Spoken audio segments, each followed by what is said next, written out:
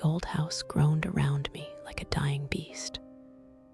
My family always said it was just the house settling, but we all knew better. Unseen currents brushed past us in hallways, and a faint scent of old perfume would bloom and vanish without reason. It was just part of living here. Last night, the house's usual murmurs took on a sharper, more insistent edge. I was in my study, a room perpetually chilled, when the wind rattled the window panes with unusual force, a frantic tapping that seemed to demand attention. I'd learned long ago that ignoring the house's moods was futile. So I ignored it. Then came the scratching. A rhythmic, insistent scraping, like fingernails on wood, but deeper, more resonant. It seemed to emanate from the main door.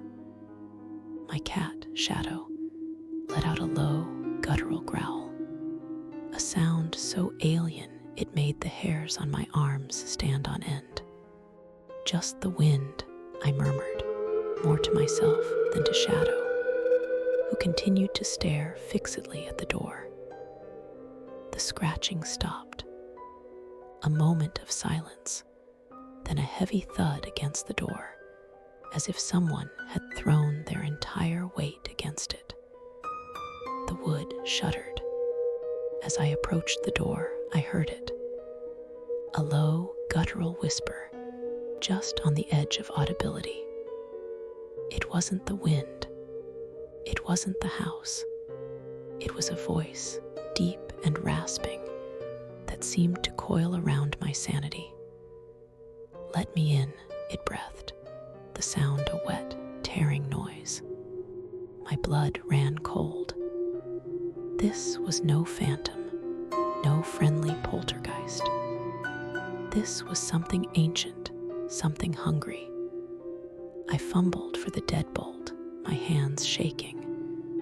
The whispers grew louder, more insistent, weaving a tapestry of dread around me. "You can't keep me out. I'm already inside." Panic seized me. I scrambled backward, my eyes wide, searching the familiar hallway for a threat I couldn't see.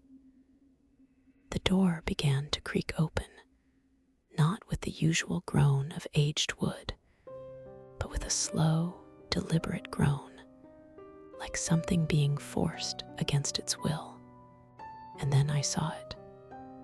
Not a person, not a ghost, but a shadow detaching itself from the darkness of the doorway.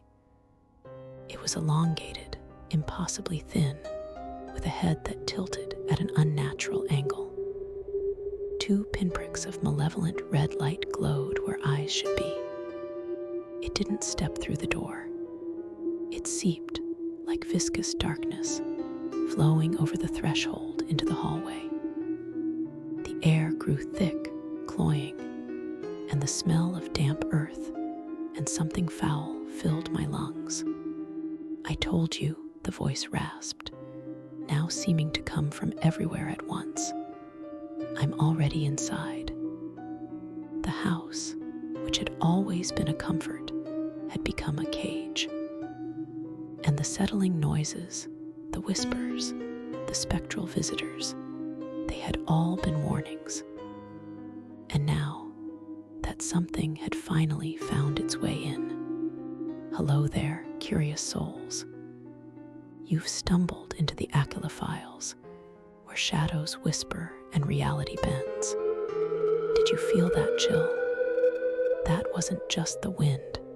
It was him. He's in your house now, isn't he? Listening. Waiting.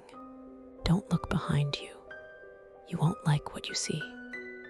Subscribe if you dare, and let's see if you survive the night.